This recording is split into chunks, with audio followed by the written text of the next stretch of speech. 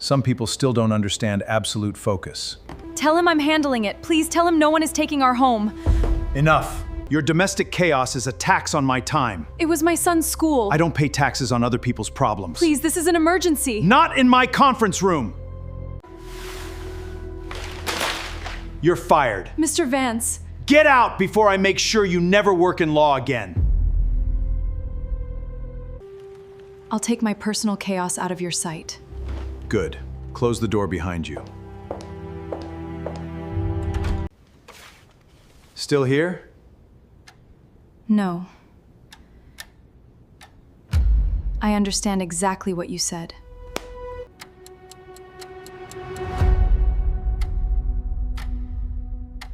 "You're fired," Marcus Vance shouted in Elena's face. Then he said the chaos in her personal life was a tax on his precious time. He threw her out of his conference room. He thought he had just saved 4 minutes. He had no idea he had just started a 49-minute countdown to the complete collapse of his own career. Marcus Vance's Mont Blanc pen tapped lightly against the solid walnut table. It made a steady clicking sound that broke the heavy silence inside the 14th floor conference room. Behind him, the floor-to-ceiling glass wall showed the Misty's view of Seattle's Elliott Bay. But Marcus's eyes stayed fixed on the thin laptop screen in front of him. At the far end of the long table, built for 20 people, Elena Vance sat with her back straight. Her fingers moved quickly across the keyboard without making a sound. She was doing one final check of the digital files for the sworn deposition hearing. Elena's phone, its screen dim, lay beside her elbow. Suddenly, it vibrated twice against the wood, lighting up with an incoming call from Orca K-8 school. Marcus did not look up, but the tapping of his pen stopped at once. He reached over and adjusted the white gold cuff link on the wrist of his perfectly pressed shirt. His deep, cold voice rang through the wide conference room as he said that some people seemed unable to understand the idea of absolute focus. Elena did not answer. She quickly turned her phone face down, trying to swallow the worry stuck in her throat. This was already the second call from her son's school counselor in the last 15 minutes, and every buzz of the phone felt like an electric current running straight down her spine. She knew Leo never called his mother during school hours, not unless something truly serious had happened. Elena's worry did not come from some random carelessness. It was the aftershock of a storm that had begun 6 hours earlier at her small townhouse in Columbia City. At 6:30 that morning, while Seattle's cold rain was still hitting the living room windows again and again, the doorbell rang in a harsh, urgent rhythm. When Elena opened the door, a man in a postal uniform with a blank face handed her an electronic pad and asked her to sign for a certified letter. Inside the envelope was an official notice from the board of the Homeowners Association. It was an organization managed by a private investment fund based downtown. The black and white document stated that Elena had 7 days to pay the full penalty fee and the common area landscaping maintenance charges that had built up over the past 3 months. The total was $2,400. If she failed to pay, the organization would start an emergency foreclosure process to take her home. Standing in the cold doorway that early morning, Elena felt her hand go stiff as she stared at the bold number. $2,400 was the perfect trap. It was a charge tied to an empty strip of land outside her fence. A piece of land the management company had intentionally changed on paper her husband died, shifting the boundary so every maintenance cost would fall on the widow. When she checked her bank account on her phone right after that, the balance still showed exactly $142.18. She had only 1 week left before they could legally throw her and her son out of the only place they called home. That was why Elena could not afford to lose this job. At 8:30 that morning, she walked into the office of Kincaid & Associates with her coat still soaked from the rain. Her task for the day was to prepare and organize all the closing documents, both paper and digital, for a deal worth $260 million. Vanguard Logistics Capital, the investment fund run by Marcus Vance, was finishing the final steps to acquire a cross-border maritime shipping corridor owned by a Canadian corporation. For a temp legal assistant like Elena, being assigned to handle a file this big was a rare chance, but also a massive pressure. For 4 straight hours at the corner of her small desk, she carefully reviewed every jurisdiction clause, every marine insurance certificate, and every environmental compliance promise. Arthur Kincaid, the senior managing attorney and founder of the firm, personally walked past her desk. He set down a warm cup of coffee and said he truly valued her care for small details. He told her that in deals this large, even a tiny typo from an assistant could slow down the release of funds from international banks, and people like Marcus Vance never accepted delays. But now, inside Vanguard Capital's conference room, the delay was coming from the Canadian partners as they asked to push the Zoom call back 10 more minutes to check the international payment system again. The wait was clearly eating away at Marcus's patience. Elena's phone vibrated again. This time, it moved a few millimeters across the walnut table. Marcus Vance pushed his leather chair back. The chair legs screeched against the polished floor, drawing the attention of the 2 young lawyers taking notes at the back. Marcus stood up and walked slowly toward Elena. Both hands were in the pockets of his expensive tailored trousers. He stopped right beside her chair and looked down at her hair with open arrogance. He asked Elena if she understood how much it cost to run this room for every minute that passed. Elena looked up. Her eyes were tired, but she stayed professional as she explained that her son's school was calling because of a family emergency. Marcus gave a faint laugh, one with no warmth at all. He said everyone who worked on short-term contracts had the same problem. They carried the full burden of their poor lives into the workspaces of the people who created cash flow for this city. He said directly that he hired Kincaid's firm to get the best operating minds, not to pay for the time she used to deal with personal problems. On the other end of the line, during one short moment when Elena secretly pressed the answer button and held the phone to her ear under the table, the school counselor's voice came through in a rush. The counselor said Leo was sitting in the medical office at Orca School and was having a severe panic attack. A man in a suit from the Homeowners Association's property management company had shown up right in front of their house with a camera. He had taken pictures of every corner of the home and even stood looking through Leo's bedroom window while the boy was getting ready for school. Leo had called his mother but could not reach her, and he started gasping and shaking, afraid that when he came home from school, all their belongings would be thrown out onto the street. Pain ran through every nerve in Elena's body. She could endure being humiliated.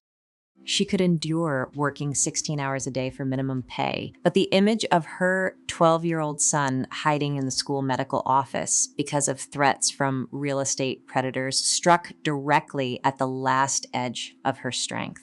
Her voice trembled as she spoke into the phone, asking the counselor to tell Leo that his mother was handling everything and that no one could force them out of their home.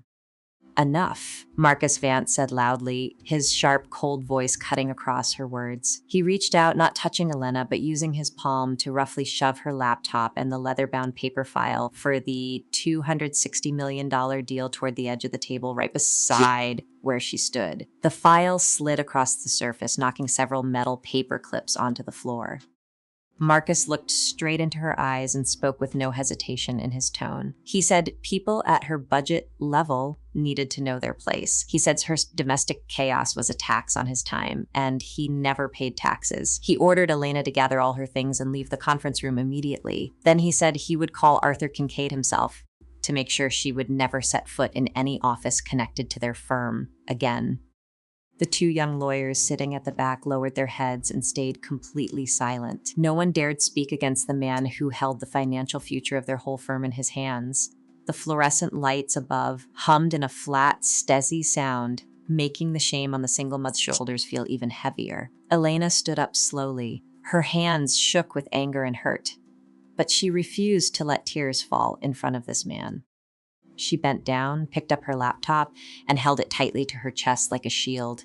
But just as she was about to turn away, her eyes accidentally passed over the last page of the main file lying open on the walnut table, the page Marcus had just shoved toward her. It was the page containing the cross-border environmental liability waiver.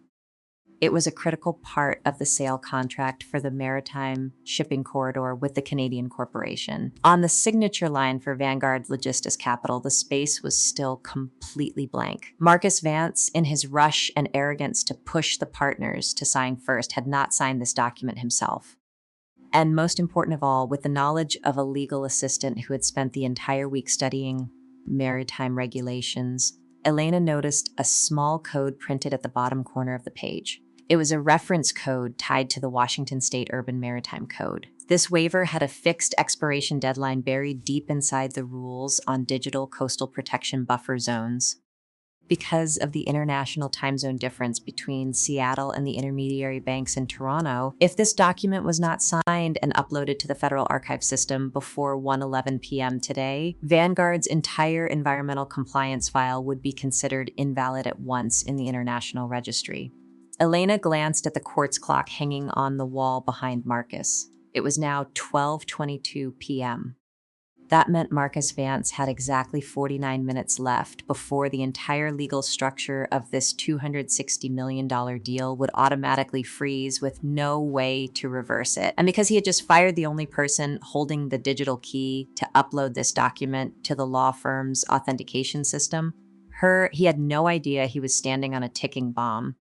Elena took a deep breath, feeling the cold floor under her feet turn into solid resolve. She did not lower her voice, beg, or show fear. With one hand, she closed her leather portfolio with a firm snap. She looked straight into the billionaire's arrogant gray eyes, her mouth pressed into a hard line. She told him she fully understood what he had just said, and she would take her personal chaos, along with everything attached to it, out of his sight immediately. She turned and walked with steady steps toward the conference room door, leaving Marcus Vance as he returned to his leather chair, completely unaware that he had just signed the death sentence for the biggest deal of his career. The windshield wipers of the city bus scraped across the rain-soaked glass.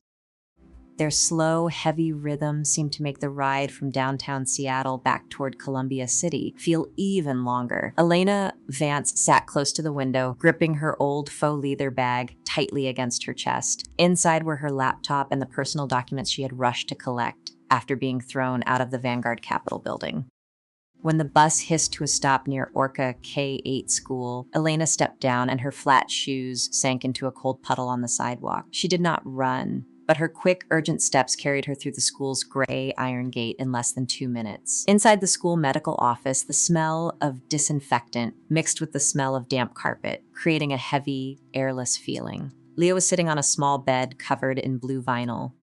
His knees were pulled close to his chest, and his swollen eye stared at the digital floor. When he heard his mother's footsteps, he lifted his head, his thin shoulders shaking slightly under his oversized hoodie. In Leo's hand was a bright yellow sheet of paper, its corners crushed because his fingers had been gripping it tightly for the past hour.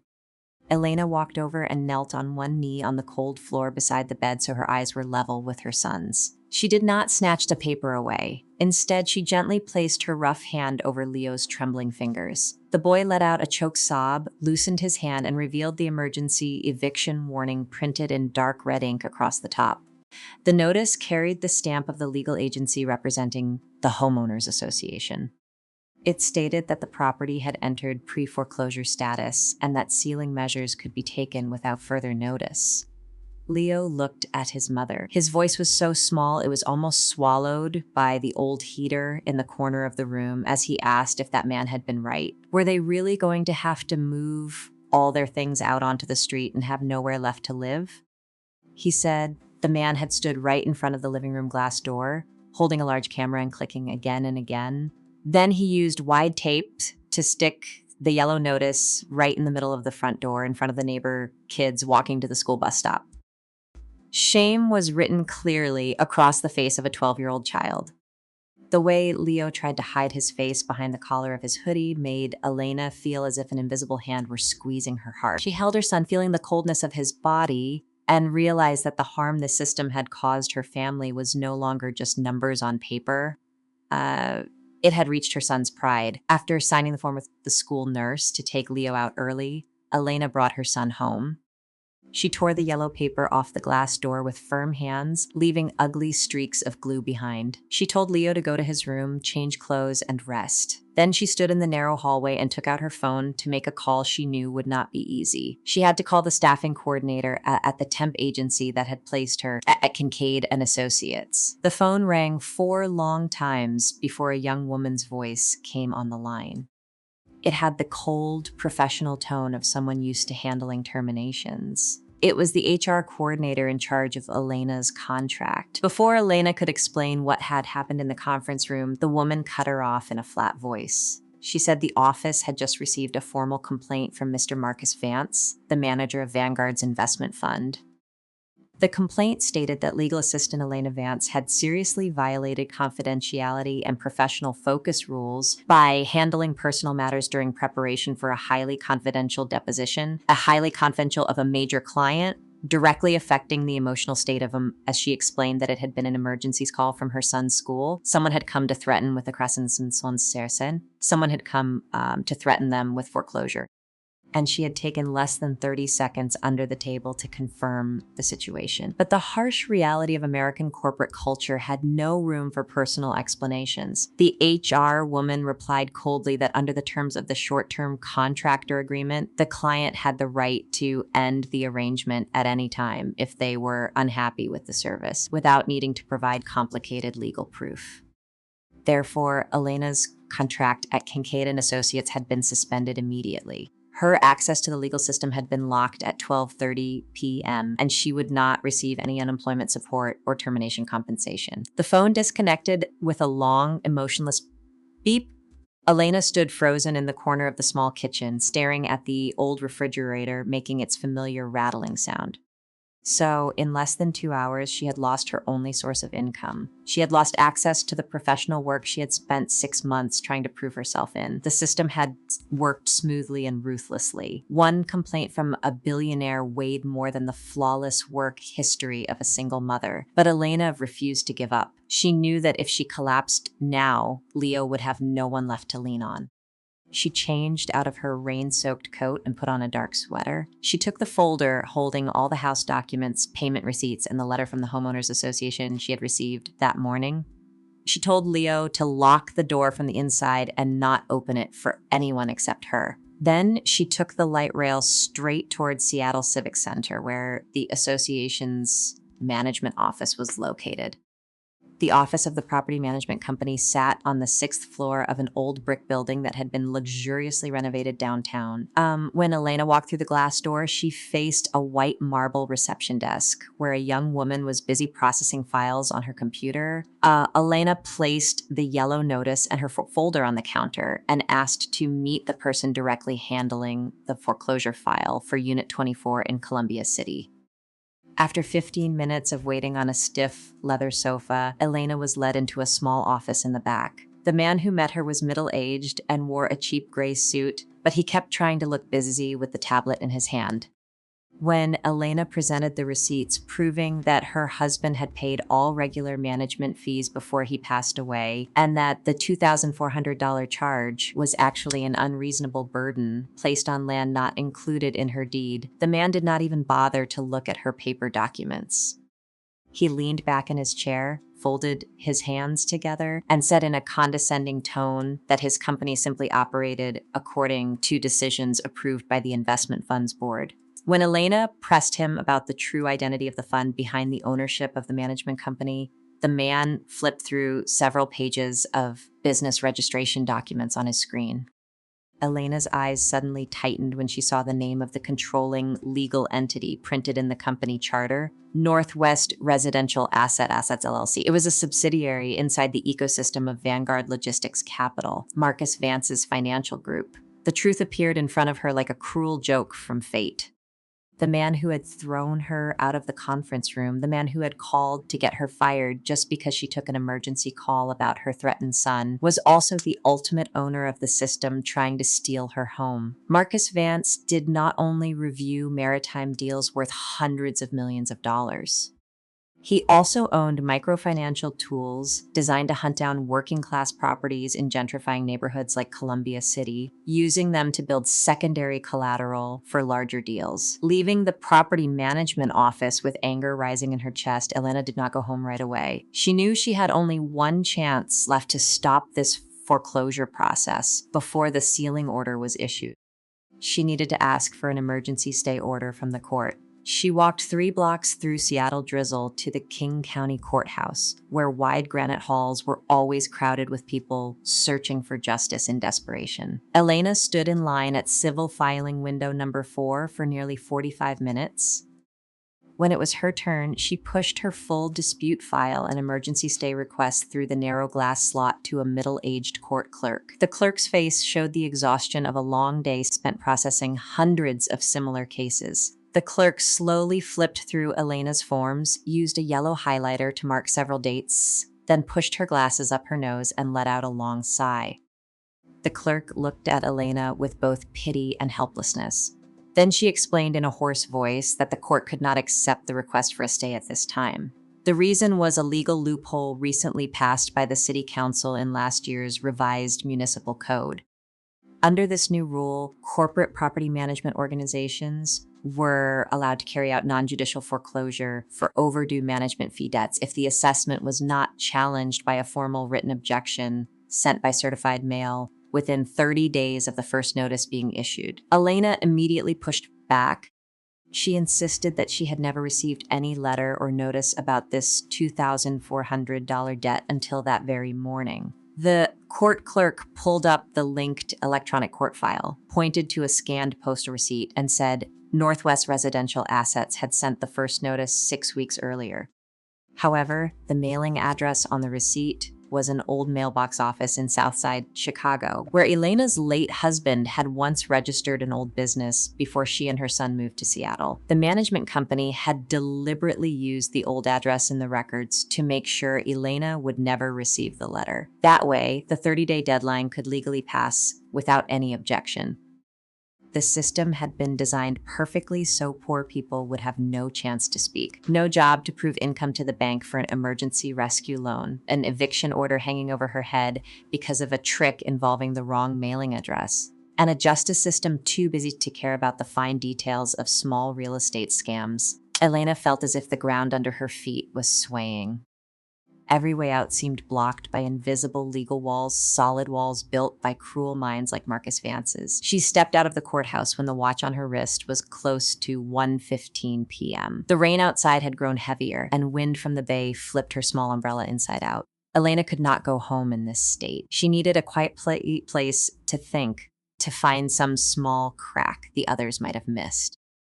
She walked into the Seattle Public Library on 4th Avenue, a giant glass building where people without homes and people searching for answers often sat beside each other at wooden tables. Elena chose a hidden corner table on the 3rd floor and opened her personal laptop. Because her internal access to Kincaid's law firm had been locked, she could only review her handwritten notes and the raw backup copies of the Vanguard deal files she had saved to her personal drive the night before to prepare for work.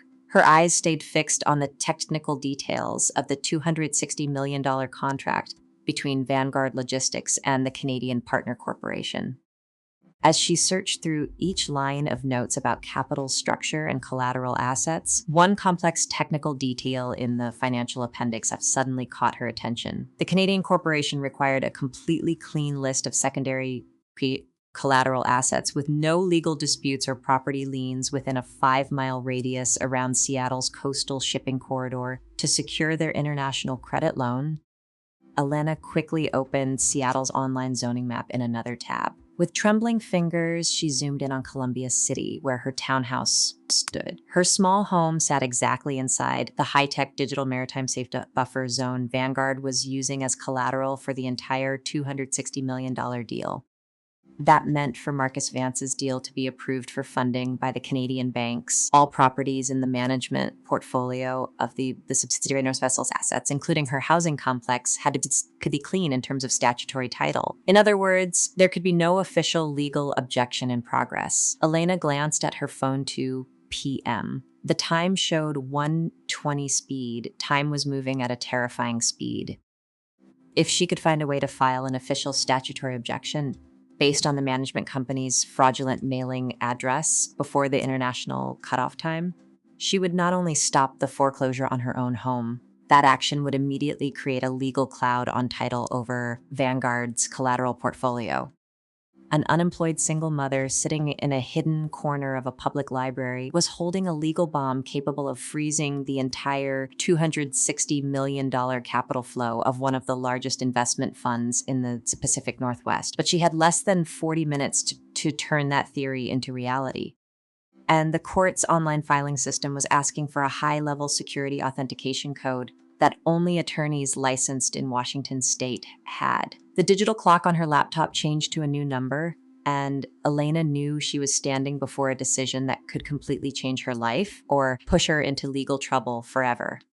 The light from the old yellow-shaded lamp fell across the faded plastic kitchen table, clearly showing 3 $20 bills, several crumpled $5 bills, and a handful of coins Elena had stacked into neat little columns. With her fingertip, she gently pushed a 50-cent coin sitting alone at the corner of the table. The number on her banking app that afternoon had not changed, $142.18. That was all that was left to keep her and her son alive until the end of the month in one of the most expensive cities in America. Behind her, oil hissed and popped in a small cast iron pan.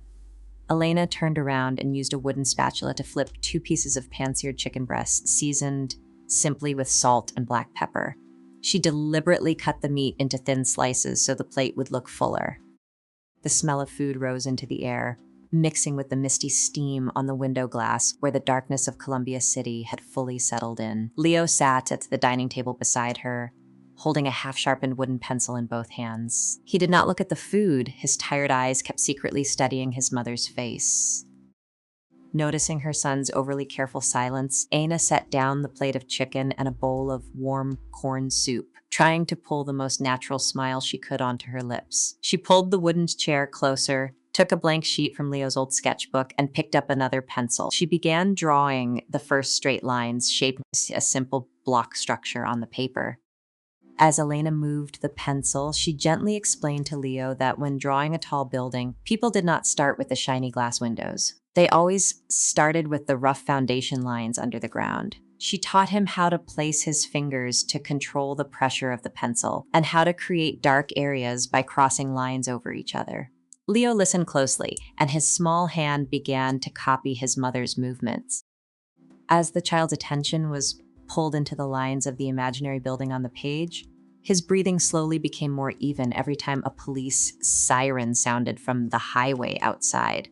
Elena watched her son's forehead wrinkle in concentration and quietly told herself this was all she could do right now to protect the child's inner world from the cruelty waiting outside.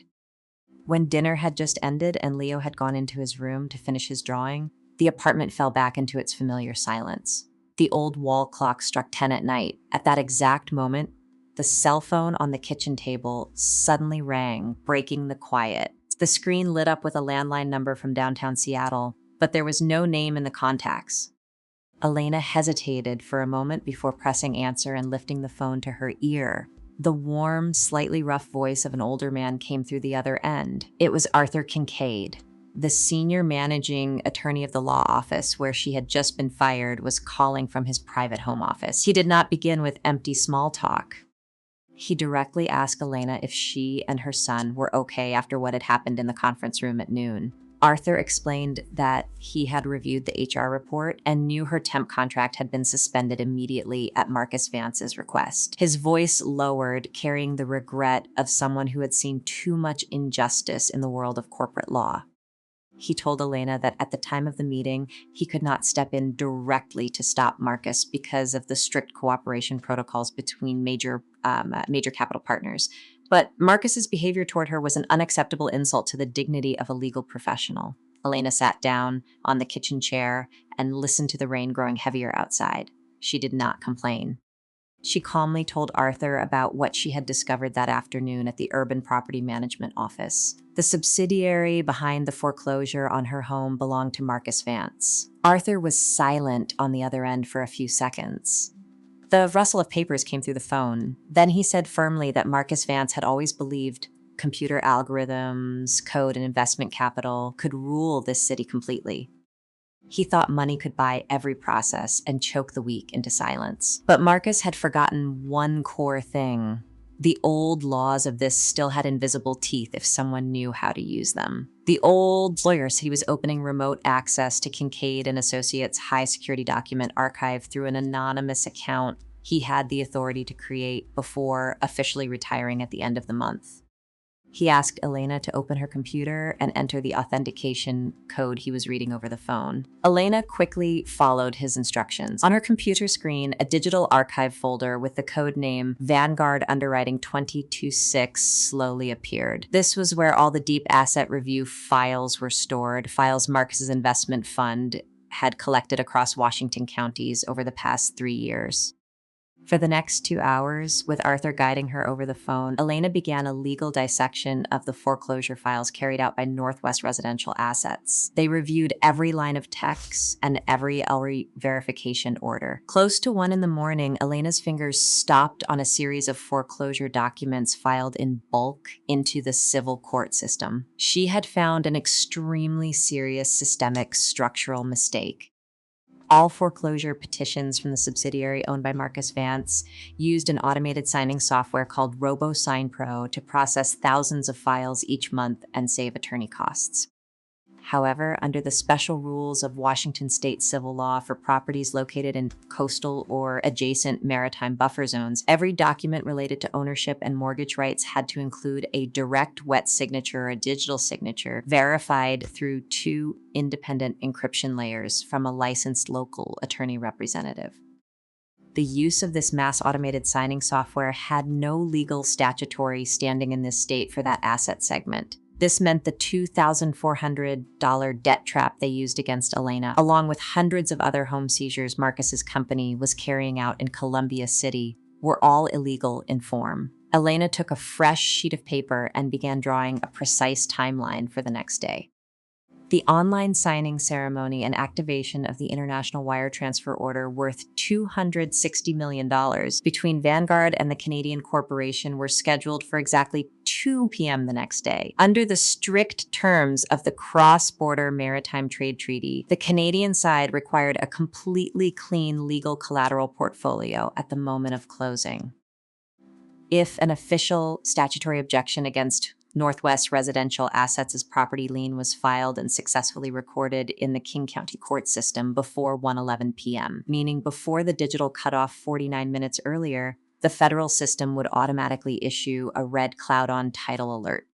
That alert would immediately freeze the legal status of Vanguard's entire collateral portfolio, causing the $260 million deal to be automatically suspended with no one able to manually interfere. The drama and risk of the plan began pressing down on Elena's mind. Filing a statutory objection as an individual against a giant investment fund was extremely dangerous. If there was even one small error in her argument, or if the court proved she had used internal documents illegally for personal gain, Elena would immediately lose her paralegal certification forever and might even face criminal charges for corporate data intrusion. She had to be absolutely precise. Not a single punctuation mark could be wrong. Sitting in his quiet office, Arthur Kincaid let out a sigh through the phone. But it was not the sigh of a weak man. It was the sigh of someone deciding to step out of his safe place. He told Elena he had spent 40 years of his life working for this firm, using his mind to build strong legal shields to protect arrogant, greedy men like Marcus Vance from the loopholes in the law. He told her to let him help her build a spear from those same loopholes to protect her home. Elena felt the weight of those words. She knew this was no longer a fight to get her job back. It was a fight to reclaim her dignity and Leo's safety. She ended the call, and the room returned to the sound of rain falling softly outside the window. Elena turned on the small personal printer in the corner of the room. The printer motor rumbled in the quiet night as line after line of black ink appeared on clean white paper. It was the official statutory objection based on Chapter 61.24 of the Revised Code of Washington, the Deed of Trust Act. She picked up a black pen and placed the document neatly under the lamp. Elena did not sign as a fired former employee full of revenge. She did not sign as a mother begging the justice system for mercy. She signed her name as a lawful property stakeholder, an entity with direct rights affected by Vanguard Logistics Capital's substandard collateral portfolio. When the final stroke of her signature was complete, Elena looked at the clock on her computer screen. A new day had begun. The countdown to the 1:11 p.m. deadline had officially started, and in just a few hours, she would have to walk straight into the tiger's den with this single sheet of paper in her hand. The hand of the quartz clock on the wall of Vanguard Capital's conference room hit exactly 1:00 p.m. The air inside the large room was so tense that even the lawyers seemed careful when they breathed. Marcus Vance sat at the center of the walnut table, his fingers tapping in a steady rhythm against the polished wood. Around him were 4 senior legal representatives and 2 members of the investment funds board, all focused on the large projection screen mounted on the opposite wall. On the screen, the executives and legal representatives of the Canadian corporation appeared online from their office in Toronto. The acquisition of the cross-border maritime shipping corridor worth $260 million was very close to its final moments. All main terms had been approved, the secondary collateral documents had been synchronized, and the intermediary banking system was waiting to activate the international wire transfer order. Marcus adjusted his shirt collar, and a victorious smile began to form on his lips as he thought about seeing his name on the front page of major financial magazines the next morning. Marcus's confidence was strengthened by the complete silence of the system. To him, removing the temp legal assistant Elena Vance the day before had been nothing more than a small cleanup action to keep the conference room from being disturbed by working-class problems. He did not spend even a moment thinking about what had happened after she left. Everything went smoothly until exactly 1:12 p.m. On the projection screen, the Canadian corporation's chief legal advisor suddenly stopped reading the audit summary. He frowned, adjusted his headset, and leaned closer to his personal computer screen. The smile on Marcus Vance's face froze instantly. He could see the sudden change in the expressions of the entire legal team on the partner's side through the live video feed. The Canadian advisor looked up. His voice came through the ceiling speakers in the conference room with a serious, cold tone as he announced that the emergency storage and authentication system of the International Escrow had just issued an automatic red alert. The system reported that there was an official and unresolved statutory title dispute involving a group of real estate assets managed by the subsidiary Northwest Residential Assets. Because that group of properties sat exactly inside the digital maritime safety buffer zone used to secure the bond obligations of the deal, the Federal Registry had automatically frozen the legal status of Vanguard's entire collateral portfolio. Marcus Vance shot up from his leather chair so violently that the chair rolled backward and slammed into the glass wall.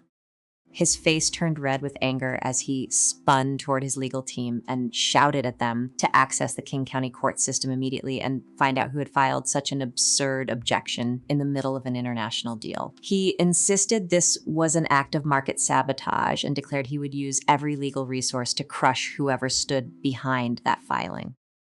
Just as the chaos inside the conference room reached its peak, the door handle clicked. The heavy wooden door of the 14th floor conference rooms slowly opened. Elena Vance stepped into the room. She wore a simple dark business outfit, her hair tied neatly back, her eyes calm as they looked directly at Marcus. Walking right beside her was Arthur Kincaid, the founder and soon-to-retire senior managing attorney of the law firm.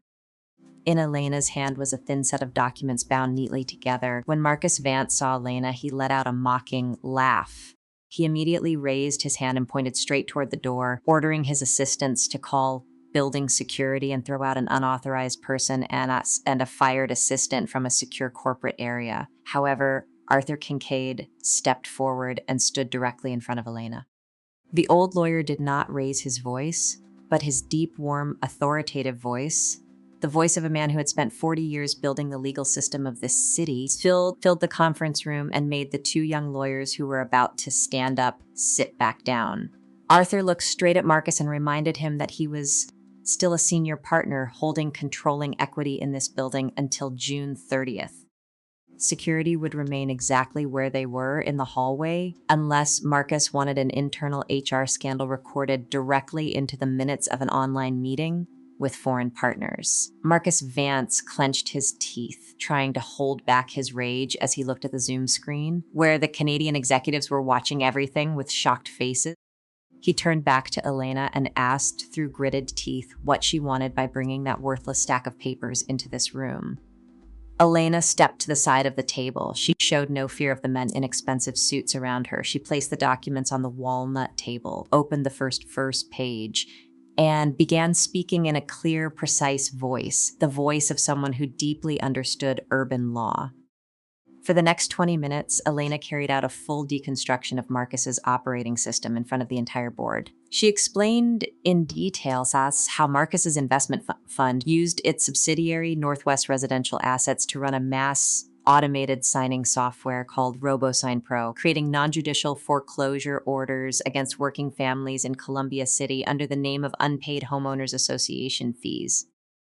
Elena pointed to the reference code on the page and proved that her home, along with hundreds of other properties on the company's foreclosure list, was located exactly inside Washington State's adjacent maritime buffer zone. Under Chapter 61.24 of the state's Deed of Trust Act, the use of automated signatures without a directly signing attorney representative was a serious violation and completely removed Northwest Residential Assets statutory standing for this special asset segment. She looked straight at Marcus, who was now standing motionless with his fingers gripping the edge of the table, and said in a cold voice that because he had rushed to kick her out of this conference room 24 hours earlier just to save 4 minutes in his schedule, he had completely missed the chance to correct the title alignment problem in the system. Marcus had shut the door himself on the opportunity to carry out an emergency legal cure before the international system closed online. The conflict reached its peak when Marcus Vance tried a desperate bluff. He slammed his hand on the table, his voice breaking with anger as he declared that Elena's filing was unlawful interference with business, tortious interference, and that he would sue her in federal court for millions of dollars in damages for delaying his deal. He turned toward the projection screen, trying to explain to the Canadian partners that this was only a minor technical dispute from a bitter former employee and that his fund would settle it within a few hours through additional escrow measures. However, the Canadian corporation's legal team was not easily manipulated by Marcus's promises. They had listened to Elena's entire presentation with full attention.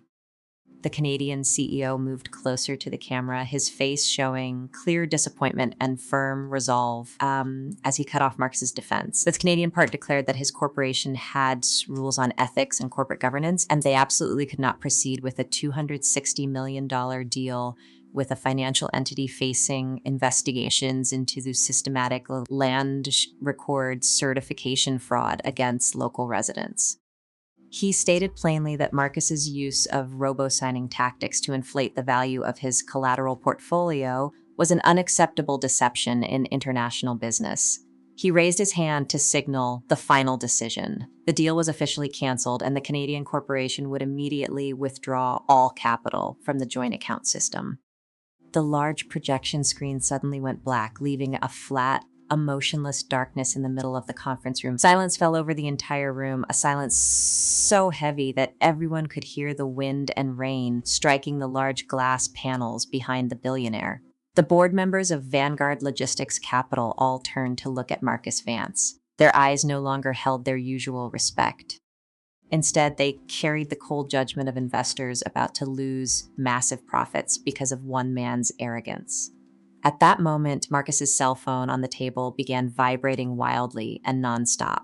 The screen lit up with incoming calls from institutional investors and linked insurance funds, people who had received notice that the $260 million deal had collapsed and were demanding an immediate explanation.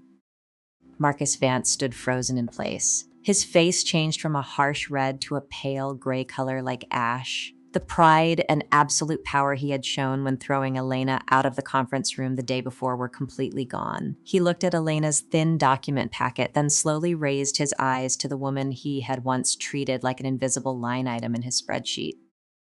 The billionaire's lips trembled slightly as he whispered a very small question. A question that carried the full collapse of a personal empire. He asked. Elena Vance stood with her back straight. She did not smile in victory, and she showed no pity for the man in front of her. She glanced at the large wall clock in the conference room. The minute hand had just moved to 11. It was exactly 1:49 p.m. Exactly 49 minutes had passed since the signing began, and the countdown clock for Marcus Vance's career had reached its final line, just as the old legal system had set in place for those who looked down on human dignity. The federal judge's wooden gavel struck the oak bench with a dry, decisive sound, officially closing the darkest days in the lives of the residents of Columbia City. The 80-page ruling released right after that created a true earthquake in Seattle's real estate investment world. The judge declared that all non-judicial foreclosure orders carried out by Northwest Residential Assets over the past 2 years were canceled with permanent exclusion and no right to appeal. The court found that using RoboSign Pro automated signing software to push residents out of their homes without lawful certification by local attorneys was a systematic against the justice system of Washington state. For Vanguard Logistics Capital, the collapse of the $260 million deal with the Canadian partner corporations was only the first shot in a full crisis. During emergency meetings held continuously over the next 3 days, the board members voted to remove Marcus Vance from the fund's highest honorary position to save what remained of the company's reputation. To avoid a federal criminal investigation into micro real estate record fraud and digital signature forgery, Marcus was forced to accept a humiliating resignation agreement, lose all control over the capital flow, and leave the glass tower he had once treated as his own temple. The man who once said he never paid taxes on other people's time now had to spend most of the rest of his life working with criminal defense lawyers in offices buried under lawsuit files. The fairness of the law did not appear like a random miracle. It was shaped through a structured full settlement agreement built by veteran attorney Arthur Kincaid himself. Inside his old office, Arthur forced Vanguard's new board to sign a full compensation agreement in exchange for Elena Vance and the residents withdrawing their federal complaint. This agreement was not simply a short-term rescue payment. It solved the financial burdens weighing on the single mother at their roots. All old business debts left by Elena's late husband in the banking system were completely erased, and Northwest Residential Assets was forced to transfer full permanent dispute-free ownership of her small townhouse in Columbia City to her. Elena held the home ownership certificate in her hands, her fingers lightly brushing the raised seal of the King County Court, still smelling the fresh ink. For the first time in years, the fear of having to move her belongings out onto the street every morning completely disappeared from her mind. Elena's newest opened a more stable chapter when she officially left behind contractor work as a temp legal assistant and stepped into a permanent office with a completely different standing. Arthur Kincaid used part of the budget from his personal retirement fund to create a nonprofit legal trust focused on protecting housing rights for working-class people in gentrifying urban areas. Elena was appointed Director of Legal Compliance for the organization with a stable salary, full health insurance, and a workplace where her voice was respected. Her daily work was no longer organizing closing binders for billionaires. It was directly reviewing and finding digital loopholes in lawsuits from large financial corporations, building shields for widows and single mothers facing the same injustice she had lived through. One weekend evening in June, Seattle shifted into its gentle summer days, washing away the long, cold drizzle of spring. Elena sat on the wooden chair on the front porch of her townhouse in Columbia City, holding a warm cup of chamomile tea. The space around her was peaceful. A light wind moved through the maple trees along the street, mixing with the distant laughter of neighborhood children playing basketball as the sun went down. Leo sat beside his mother in a folding chair, with the large sketchbook Elena had bought him from her first official paycheck resting on his lap. He no longer frowned or shook with fear every time a strange sound came from near the living room window. The wooden pencil in Leo's hand moved freely and smoothly across the white page, shaping a drawing of a small house with a wide front garden under the sunlight. The boy looked up at his mother, and a soft, bright smile appeared on his face. Elena reached out and gently stroked her son's hair, feeling the warmth of the child's body, and she knew peace had truly returned inside this home, a peace built from self-respect and a strength that would never bow down. We have gone through every hidden corner of this story together, and I want you to pause for a moment, take a deep breath, and feel the peaceful air covering Elena and Leo's home in Columbia City. We live in modern American society where every morning when we step outside, we are surrounded by speed, financial numbers, and stock market indexes constantly updating on our phone screens. People often praise men like Marcus Vance, men sitting on the top floors of glass towers in downtown Seattle, New York, or Chicago, wearing expensive tailored suits and holding the power to decide the economic fate of thousands of people with just one digital signature. We are often fooled by this system.